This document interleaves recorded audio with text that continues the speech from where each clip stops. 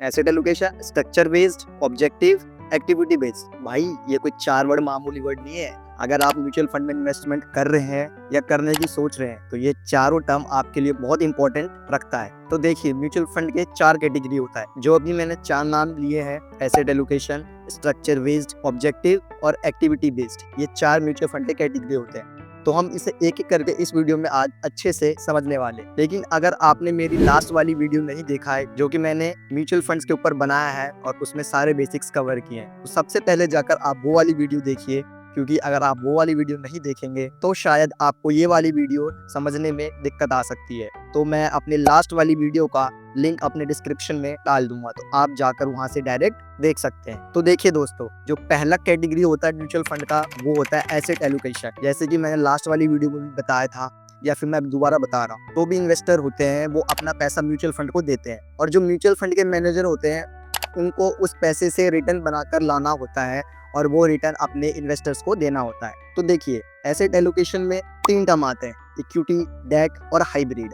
Equity में क्या होता है कि अब जो भी पैसा म्यूचुअल फंड के मैनेजर के पास है, वो सिंपली उस पैसे से जाकर मार्केट में शेयर खरीद सकता है और बेच सकता है। उससे जो भी रिटर्न बनेगा वो इन्वेस्टर्स को वो दे देगा। दूसरा होता है डेट। डेट में आपको एफडी की तरह रिटर्न मिलता रहता है, जैसे कि एफडी में 6 to 7% मिलता है, तो सेम इसी तरह इसमें हो सकता है थोड़ा ज़्यादा मिल सकता है, 8, 9, 10। और जो लास्ट मैंने बताया हाइब्रिड, तो जो हाइब्रिड होता है उसमें देखिए सेबी का एक रूल है कि जो फंड मैनेजर है वो फंड को उस तरीके से यूज करे जो सेबी ने गाइडलाइंस दिए हुए हैं। गाइडलाइंस ये है कि 65 से 80% जो पैसा होगा वो इक्विटी में डाला जाएगा, और जो 20 से लेके 35% पैसा होगा वो डेट में डालना होगा फंड मैनेजर को। इस तरीके से सेबी ने गाइडलाइंस जारी किया हुआ है और फंड मैनेजर को फॉलो करना होता है। इसी एसेट एलोकेशन का मैंने फर्स्ट पार्ट आपको बताया था, इक्विटी। इक्विटी के भी 3 टाइप्स होते हैं, देखिए, लार्ज कैप, मिड कैप और स्मॉल कैप। जो लार्ज कैप होता है ना, उसमें हमारे भारत देश के टॉप 100 कंपनीज आती है, जो कि मार्केट कैप में बहुत बड़ी है।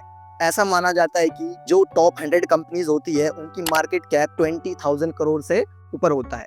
दूसरा आता है मिड कैप। तो मिड कैप में 101 से लेके 250 तक जो भी कंपनीज होती है वो मिड कैप के अंदर आती है, और जो इनकी मार्केट कैप होती है वो 5,000 करोड़ से लेके 20,000 करोड़ तक होता है। लास्ट आता है हमारा स्मॉल कैप, वो जो इसमें 250 के बाद जो बची हुई कंपनीज होती है वो आती है, और जो इसका मार्केट कैपिटलाइजेशन होता है वो होता है लेस देन 5,000 करोड़। तो दोस्तों, ये था हमारा फर्स्ट कैटेगरी म्यूचुअल फंड्स का एसेट एलोकेशन। अब चलते हैं हम दूसरे कैटेगरी पे। तो देखिए, दूसरे कैटेगरी का नाम है स्ट्रक्चर बेस्ड। स्ट्रक्चर बेस्ड में 2 टर्म होते हैं, एक होता है ओपन एंडेड और एक होता है क्लोज एंडेड। ओपन एंडेड का मतलब होता है कि इसमें आपका जब तक मन करे तब तक पैसा डाल सकते हैं, इसमें कोई भी टाइम लिमिट नहीं होता है। जैसे कि मान लेते हैं आपका गोल है नेक्स्ट 20 ईयर्स तक मेरे को म्यूचुअल फंड में पैसा डालना है, तो ओपन एंडेड में यही होता है कि आपका जब तक मन करे तब तक इसमें पैसा डाल सकते हैं। फंड मैनेजर भी तब तक आपका पैसा लेता रहेगा और मार्केट में इन्वेस्ट करता रहेगा। दूसरा होता है क्लोज एंडेड। का नाम से ही पता चल रहा है कि इसमें एक फिक्स्ड पीरियड ऑफ टाइम होता है, यानी कि इसमें एक टाइम फिक्स्ड होता है, उतने टाइम तक ही अब आप अपना पैसा डाल सकते हैं और उतने टाइम तक ही आपको फंड मैनेजर जो है आपसे पैसा लेगा, उसके बाद वो आपको ऑटोमेटिकली पैसा रिटर्न कर देगा। बट आजकल जितने भी म्यूचुअल फंड्स आ रही है वो सब ओपन बेस्ड के ऊपर ही आ रही है। अब हम चलते हैं अपने थर्ड कैटेगरी की तरफ, जिसका नाम है ऑब्जेक्टिव।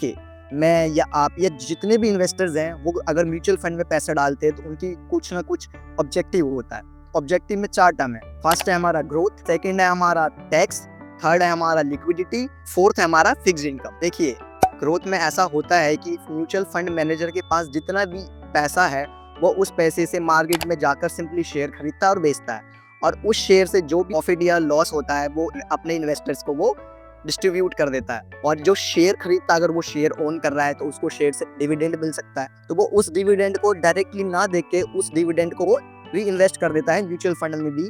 इससे ये होता है कि ग्रोथ में आपका रिटर्न की जो पॉसिबिलिटी होती है वो काफी हाई हो जाती है। इसका दूसरा टाइप है टैक्स। तो देखिए, अंडर सेक्शन 80 के तहत गवर्नमेंट ये कहती है कि अगर आप साल का 1.5 लाख रुपए टैक्स फंड में डालते हैं तो आपका वो 1.5 लाख रुपए आपको टैक्स पे करते टाइम डिडक्ट कर दिया जाएगा आपका टोटल इनकम में से। लेकिन हाँ, इसका एक रूल है कि आप 3 साल तक उस पैसे को म्यूचुअल फंड से विड्रॉ नहीं कर सकते हैं, मतलब उस टैक्स सेवर फंड में लॉक हो जाता है। थर्ड आता है लिक्विड। देखिए, इसके नाम से पता चल रहा है लिक्विड। लिक्विड मतलब पानी, मतलब ये पानी की तरह होता है। जैसे कि मान लीजिए किसी कंपनी के पास या किसी पर्सन के पास होता है 200-300 करोड़ रुपए उनके पास है, अभी 3-4 दिन तक उनके पास ये पैसा है, वो सोच रहे हैं यार इससे कुछ थोड़ा बहुत रिटर्न मिल जाता तो क्या मजे ही मजे हो जाते हैं, है ना। तो वो क्या करते हैं, लिक्विड फंड में 200-300 करोड़ रुपए डाल देते हैं। उसमें रिटर्न बहुत ही कम होता है, लेकिन सोचिए 200-300 करोड़ रुपए अगर 2-3% में रिटर्न मिल जाए 3-4 दिन के अंदर, तो क्या ही बात है ना। अब आते हैं हम इसके लास्ट पॉइंट की तरफ, जो है फिक्स्ड इनकम। तो देखिए फिक्स्ड इनकम में ये होता है कि इसमें आपको fixed rate of interest per month मिलता रहता है, जो कि इस वीडियो को मैंने शुरू में भी बताया है, डेट।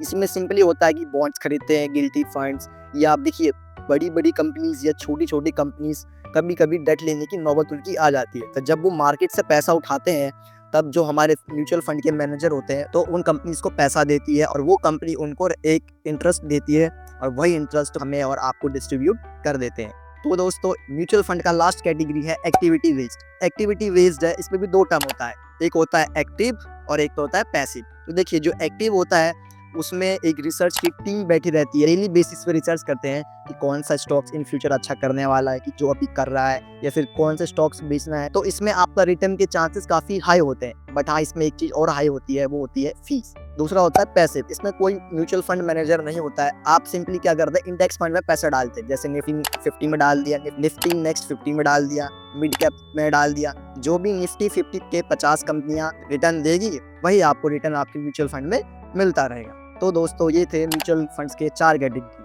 अगर आपको ये वीडियो पसंद आया तो आप लाइक कर सकते हैं, कमेंट कर सकते हैं, और हाँ, सब्सक्राइब करना मत भूलिएगा, क्योंकि मैं ऐसी इंटरेस्टिंग वीडियोस लाता रहूँगा आप सबके लिए। मिलते हैं नेक्स्ट वीडियो में। Take care. जय हिंद दोस्तों।